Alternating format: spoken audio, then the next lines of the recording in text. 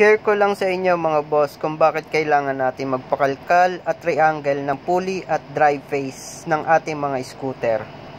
Dito kung makikita nyo, hindi na pantay yung face ng pulley natin. Kabilaan yan, pati yung drive face meron ding bewang na. Malaking factor yan kung bakit humihina yung mga scooter natin. Kasi hirap nang sumagad yung belt o hirap nang umakyat yung belt. Yung tipong kahit anong piga nyo, ayaw nang dumulo ng motor. Kasi nag-i-stay na lang yung belt dun sa bewang ng pulley at drive face. Ayan, imi-mirror finish na natin yan para kahit papano smooth yung lalapatan ng belt.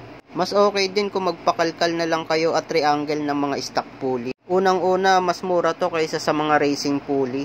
Tapos may isasadya pa na sumasampa talaga yung belt. Unlike sa mga aftermarket na nabibili, yung iba hindi naman sumasampa yung belt.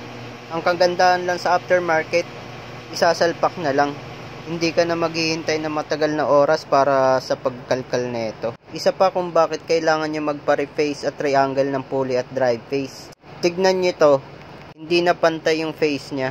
Bengkong na yung pagkaubos. Dito imi-mirror finish din natin yung drive face. 13.5 yan, gagawin nating racing yung stock. Isa pa, mas matibay yung ganito kasi original material pa rin yan. Orig Yamaha pa rin yung gamit natin. Ayan na, ang ganda ng finished product natin. Ito naman yung stock ramp ball. Hindi pa natin yan nakakalkal. Tapos ito na yung nakalkal natin. Pinasadahan ko na din ng liha yan para smooth yung daanan ng bola. Tapos ito na yung before natin ma-reface. Ito na yung after natin makalkal degree. Tapos ito naman yung before na ma-reangle yung drive face.